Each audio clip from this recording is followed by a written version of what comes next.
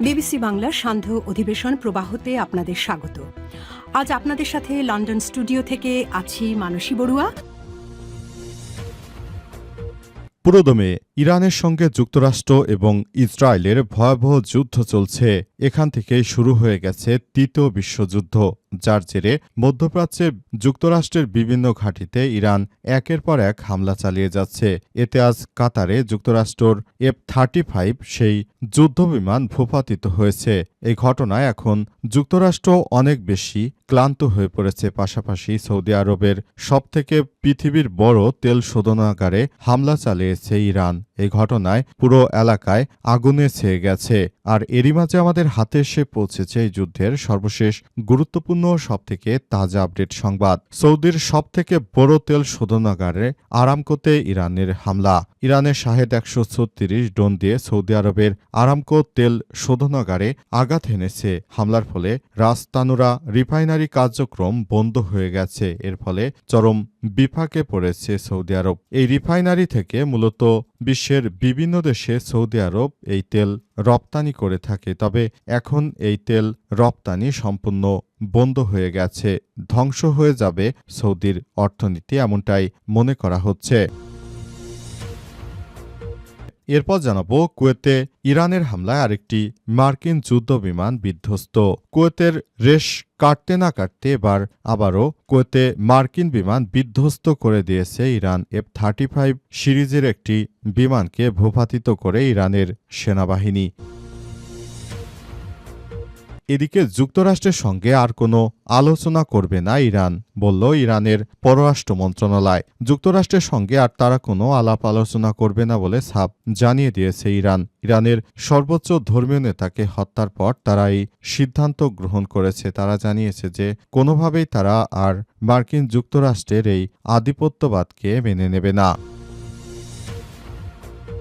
এদিকে ইরানি হামলায় হাসপাতালে ভর্তি ইসরায়েলের 777 জন। ইরানের পরিচালিত ইসরায়েলের অভিযানে এখন নতুন করে এক এক করে অনেক ইহুদিরা হাসপাতালে ভর্তি হচ্ছে। তবে ইসরায়েলের পক্ষ থেকে সব হত্যাকাণ্ডের ঘটনাগুলো বিশ্বের সামনে বলা হচ্ছে না। যদি এই ঘটনাগুলো বলা হয় তাহলে অবশ্যই এটি ইসরায়েল এবং যুক্তরাষ্ট্রের জন্য বড় ধরনের লজ্জার কারণ হতে পারে। এবং সর্বশেষ জানাবো, ফরিদপুরে বিএনপির কর্মীর নেতৃত্বে শ্রমিকদের কাছে 2 লক্ষ টাকা চাঁদাবাজি। ফরিদপুরের নগরকান্দার কাটুরদিয়া বাজারে বিএনপির কর্মীর নেতৃত্বে শ্রমিকদের কাছ থেকে 2 লক্ষ টাকা চাঁদাবাজির অভিযোগ উঠেছে। এই ঘটনায় ভুক্তভোগী শ্রমিক জাকির মোল্লা স্থানীয় সময় লিখিত অভিযোগ দায়ের করেছেন। অভিযোগ সূত্র থেকে জানা গেছে, উপজেলার দক্ষিণ কাইসাইল গ্রামের বাসিন্দা তিনি দীর্ঘদিন ধরে কাটুরদিয়া বাজারে দিনমজুরের কাজ করে জীবিকা নির্বাহ করছিলেন। এখন সেখানে বিএনপি ক্ষমতা আসার পর বিএনপির আধিপত্যবাদ শুরু হয়ে গেছে। প্রিয় দর্শক, এতক্ষণ শুনছিলেন সংবাদ শিরোনাম, এবারে বিস্তারিত। তবে তার আগে বন্ধুরা অনুরোধ থাকবে, এই সংবাদটিতে একটি লাইক দিন। এই চ্যানেলে আপনি নতুন হয়ে থাকলে আমাদের সংবাদটি দেখতে দেখতে চ্যানেলটি সাবস্ক্রাইব করে রাখুন। কমেন্ট করে বন্ধুরা আপনার মূল্যবান মতামত জানিয়ে দিন আপনি বিশ্বের কোন দেশ থেকে বা বাংলাদেশের কোন স্থান থেকে আমাদের সংবাদটি দেখছেন এবং শুনছেন। আর বন্ধুরা, সংবাদটি আপনার সোশ্যাল মিডিয়া ফেসবুকে শেয়ার করে বন্ধুদেরও দেখার সুযোগ করে দিন। গাজা যুদ্ধে আপনি যদি নিরীহ ফিলিস্তিনিদের ভালোবেসে থাকেন, কমেন্টে ইয়েস লিখে পুরো বিশ্বকে জানিয়ে দিন। এবারে বিস্তারিত।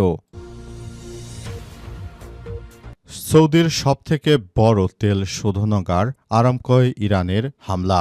ইরানের শাহেদ 136 ড্রোন দিয়ে সৌদি আরবের আরামকো তেল শোধনাগারে আঘাত করা হয়েছে। হামলার ফলে রাস্তানুরা রিফাইনারি কার্যক্রম বন্ধ হয়ে গেছে। হামলার সময় স্থাপনায় আগুন লেগে গেলেও তা দ্রুততম সময়ের মধ্যে সৌদি আরব সেটিকে নিভিয়ে ফেলার চেষ্টা করে দ্রুত নিয়ন্ত্রণে আনা হয়েছে।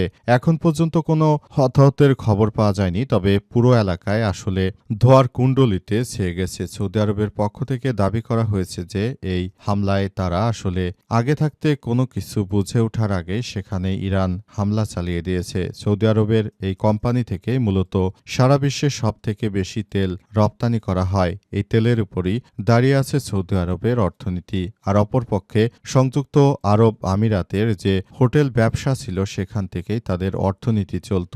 এবং এই অর্থনীতি মূলত এখন ধ্বংস করে দিচ্ছে ইরান। সংযুক্ত আরব আমিরাত যেন আর না দাঁড়াতে পারে সেই ব্যবস্থাই গ্রহণ করা হচ্ছে।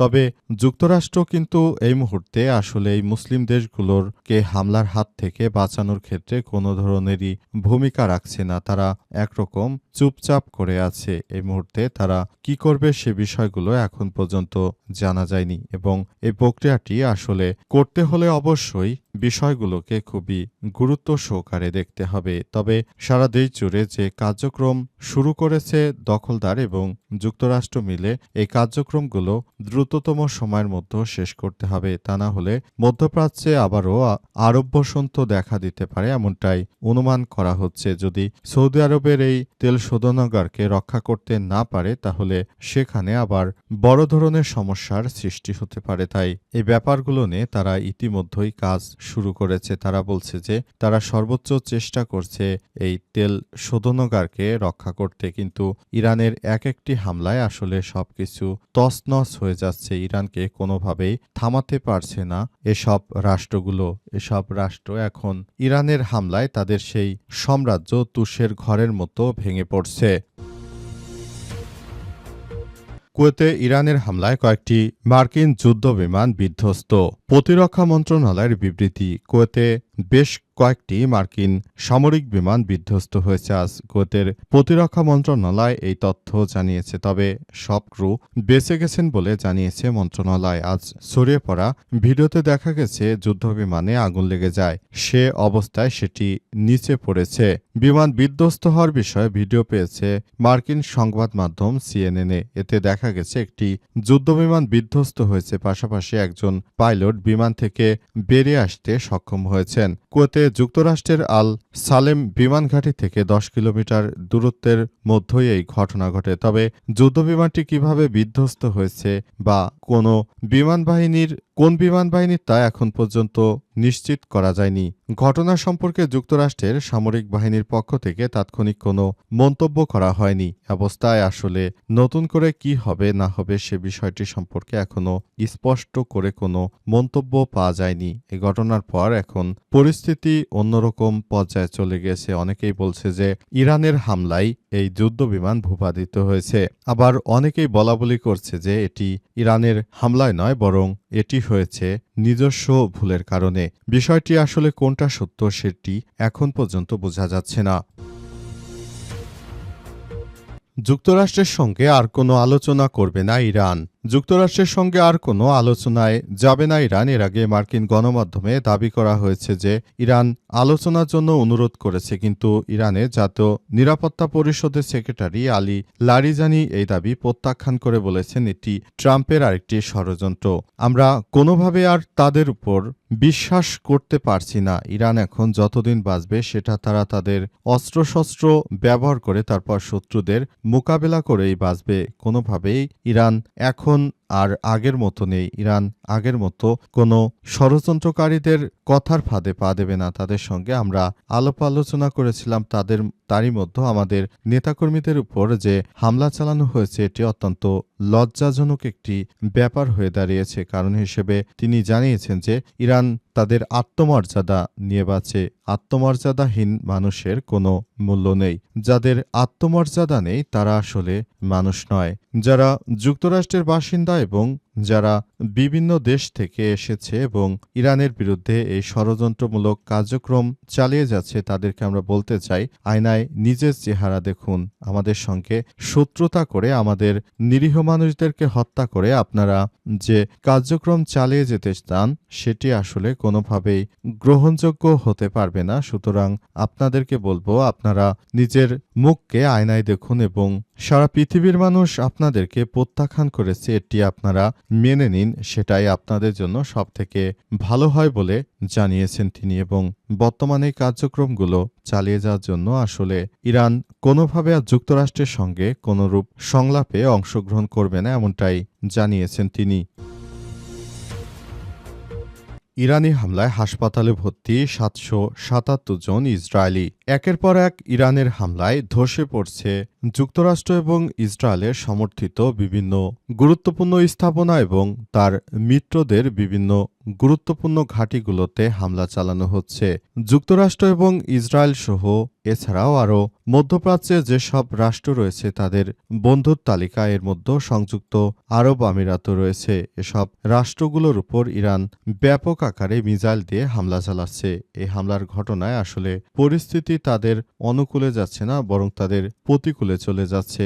অবস্থায় ইরান এখন যেভাবে হামলা চালিয়ে যাচ্ছে, এই হামলায় আসলে মধ্যপ্রাচ্যে নতুন এই সংকট সৃষ্টি হয়েছে এবং এই সংকটে আসলে সবকিছু তছনছ হয়ে যাচ্ছে। এই সংকটের মধ্য দিয়ে সেখানে ইসরায়েলের হাইফা বিমানবন্দর এছাড়াও বিভিন্ন বিমান ঘাঁটি এছাড়াও আরও গুরুত্বপূর্ণ বিভিন্ন এলাকায় এই হামলা চালানো হচ্ছে। হামলায় ইসরায়েলের অনেক মানুষই নিহত হয়েছে, তবে ইসরায়েলের এই সংবাদগুলো বাইরে আসতে দিচ্ছে না, কারণ ইসরায়েলের এই লজ্জা যদি বাইরে চলে আসে তাহলে পৃথিবীর কাছে তারা উন্মুক্ত হয়ে যাবে। তারা যে কার্যক্রম চালিয়ে যাচ্ছে সেই কার্যক্রম থেকে তাদেরকে বেরিয়ে আসতে হলে খুবই দুঃখজনক একটি ব্যাপার হয়ে দাঁড়াতে পারে। সুতরাং তারা এই ব্যাপারগুলোকে কোনোভাবে বিশ্বের সামনে আসতে দিতে চায় না। তবে বিভিন্ন গোয়েন্দা সূত্র থেকে এসব তথ্য আমরা জানতে পেরেছি যে ইসরায়েলে অসংখ্য মানুষ আহত হয়ে তারপর হাসপাতালে ভর্তি হয়েছে ইরানের উপর